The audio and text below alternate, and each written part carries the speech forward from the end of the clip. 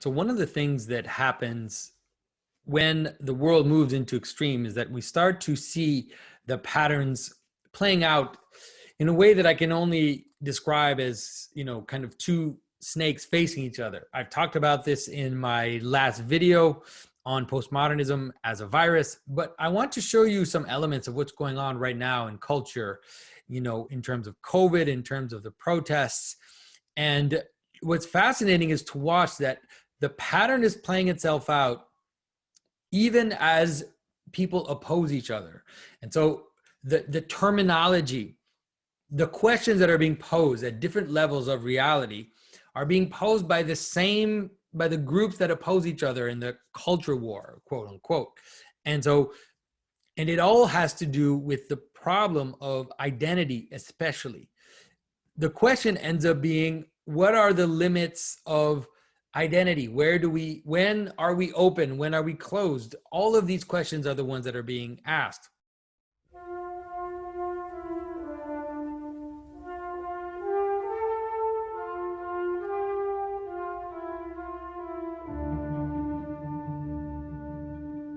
This is Jonathan Pajot. Welcome to the Symbolic World.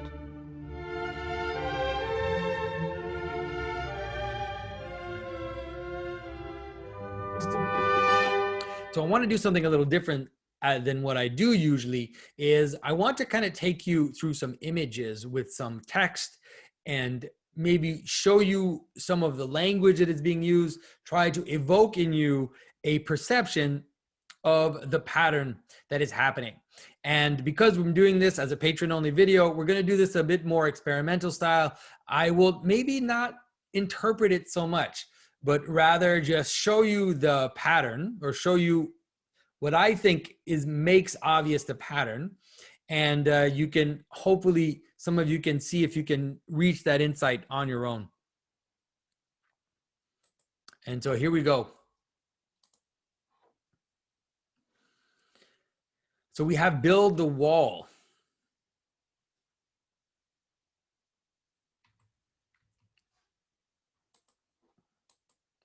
We also have build the wall. These two things are happening at the same time, or in close conjunction to each other. One of the craziest things we've seen is the use of the "I can't breathe" sentence, which was uttered by George Floyd as the policeman was on him. And also it seems like he was uttering it before even that it happened to him. He was saying that he was claustrophobic in the police car. So he was saying that he couldn't breathe. But this "I can't breathe" has become a meme, has become a slogan, which can be seen on several sides of the culture war, can be seen at different levels of reality at the same time. And so, of course, we are also being told that the mask itself is a "I can't breathe" symbol of tyranny, right? It's a limit, it's a muzzle. But don't forget that we just went through this.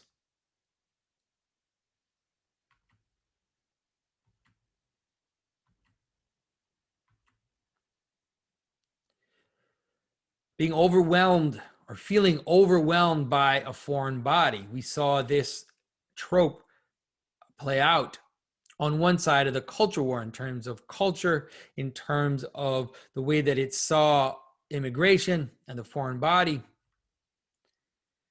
But being overwhelmed by a foreign body also has this form as well, which is the virus as a foreign body and the parasite as a foreign body.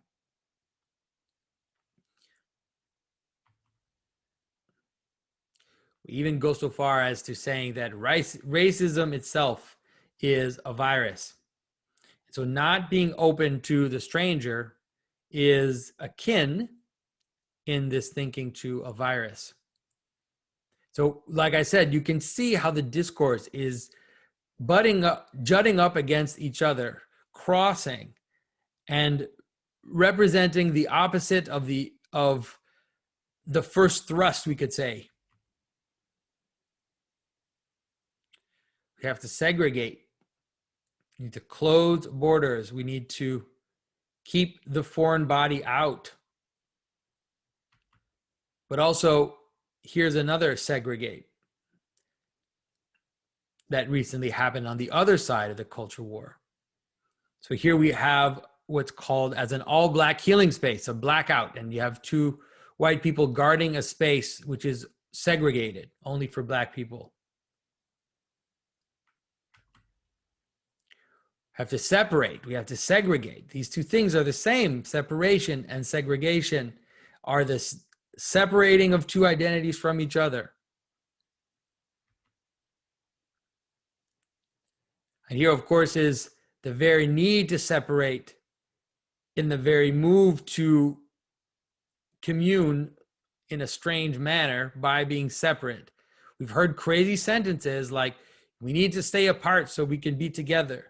These kind of contradictory images, and the fact that the same tropes are appearing on the two sides of the culture war show us that we are really in a moment of frenetic crisis where things flip from one side to the other in terms of discourse, flip from one side without people being capable of even perceiving the flip. And so the same actor, the same person can be completely for wearing masks, closing down businesses, closing down everything, while also talk about being open to that which you don't understand, open to the foreign, not being xenophobic, not being afraid of the strange. So we need to be open. We also have this call to be open.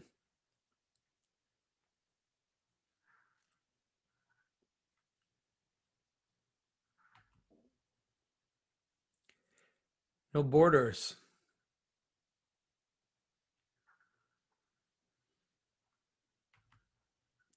The foreign body must be eradicated.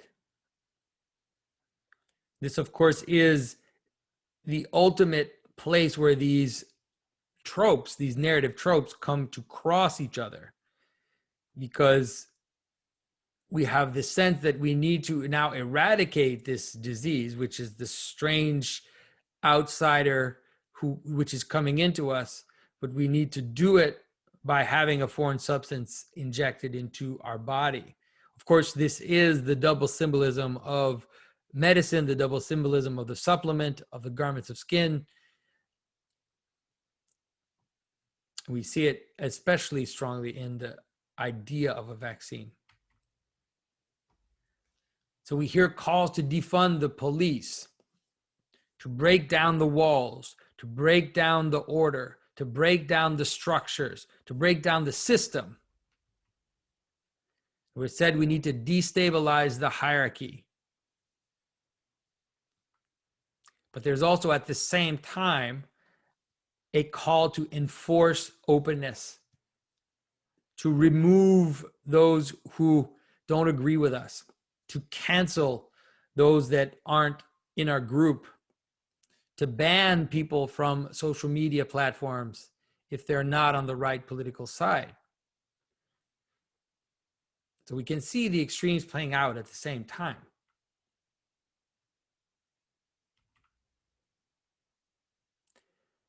We're said that we have to punish those who don't segregate. We have to punish those who don't accept to be separated from each other. And to punish and to enforce always means authority, always means a system. But this image takes on a whole other aspect when you look at it from the other side, which is that the system is racist, that police power is white power.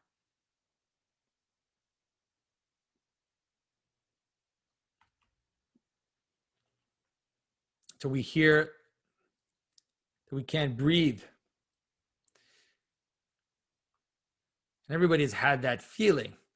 Everybody's had that feeling going into a store, having to follow those lines, feeling like you're in a prison in terms of the manner in which we engage with each other, having to stay separate, and also people who feel like the system is oppressive and their narrative is that it's a system that is destructive, and so people feel like they can't breathe.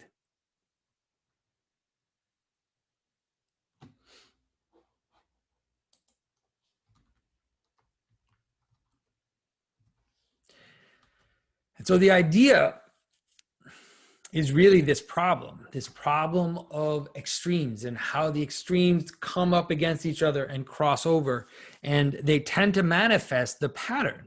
But sometimes the most surprising aspect is to realize how they're manifesting the pattern at the same time by using the same tools as the enemy, as their so-called enemy, only at a different level of reality, and they don't realize. And so the same person can advocate to be open and to be open to the stranger, to diversity, to alternate, beings, and use the image of virality in their political speech and in their political strategy, but then at the same time be paranoid about viruses and be wearing masks and separating themselves and getting angry at those that refuse to segregate and refuse to separate, from others. And so all of this is happening at the same time. So this, of course, has to do with this image of the two-headed snake, or the two snakes which wrap around the pole, and how these two extremes come to cross each other and to then face each other as enemies, but ultimately be the same. And there are versions of it which I couldn't find for some reason. I couldn't find right now, but there's a version of this serpent where you see the serpent twist and twist and twist, and at the bottom you see that they join together, and that it's actually the same serpent which is going on one side and the other, and then coming up to meet each other at the center. And there's something about that which is happening in these images and in the manner in which the same discourse is used by opposing forces at different levels of reality, but also unconsciously, not being aware that they're using the same mechanisms and the same tropes and the same strategies as the person on the other side. So hopefully this is a little bit of a meditation for you to understand the way in which symbolism happens, and the way in which, if we're attentive, we are able to perceive patterns, even especially as we notice them manifesting themselves in several places at the same time. And we can see that reality is using certain patterns, is manifesting itself through certain patterns all across the board. And in this case, we're looking at extremes of identity, extremes of opening and closing, extremes of protection and openness, of desiring to have no limit, but then also put on extremely, extremely tight limits. And so all of this shows that there is let's say the snakes are out of control. And for now, hopefully all we can do is be attentive to it and be careful not to fall into the same, fall onto the same slide, which goes down the chutes and ladders game. And so I hope this was useful to you. As usual, thank you for your support of my work. I really appreciate it. It's really given me the possibility of pushing forward in terms of the website, in terms of opening up some time and energy to develop different ideas and different projects that I want to do. There's a lot more that I want to do for sure. And so, like I said, I truly appreciate it. And I will talk to everybody very soon.